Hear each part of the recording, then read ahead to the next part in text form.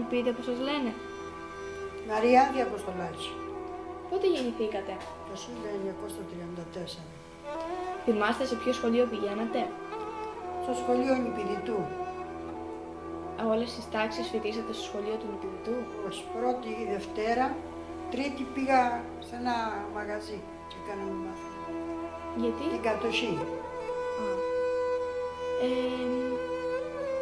Και τελειώσατε στην Τρίτη Δημοτικού, δεν συνεχίσατε μετά? Προβιβάστηκα στην Τετάρτη, με φύγαν να πάω. Με βγάλαν από το σχολείο. Γιατί?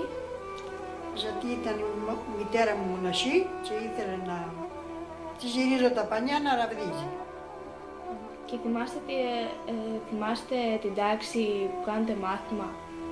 Πόσα παιδιά ήσασταν στην 7 τάξη? παιδιά είμαστε στην τάξη, στην Ομίλητσι.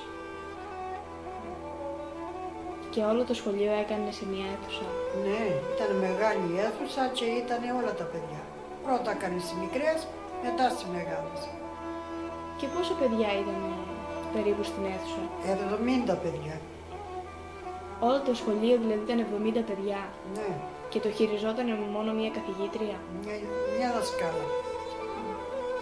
Και κάθε πότε κάνετε σχολείο? Πρωί και απόγευμα. 12 η ώρα σχολούσαμε το μεσημέρι και 2.30 ξαναπηγαίναμε το απόγευμα. Έχετε κάποια ιστορία να μου διηγηθείτε με τη δασκάλα σας? Ήτανε καλή, άμα δεν ήξερες το μάθημα, σε έδερνε έτσι από πάνω.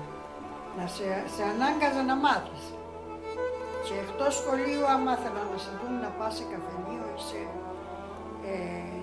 να είναι γλέντι ή να είναι σινεμάς, την άλλη μέρα έπρεπε σε λέξεις, γιατί επίες. Ωραία, σας ευχαριστώ πολύ για τη συνέντευξη.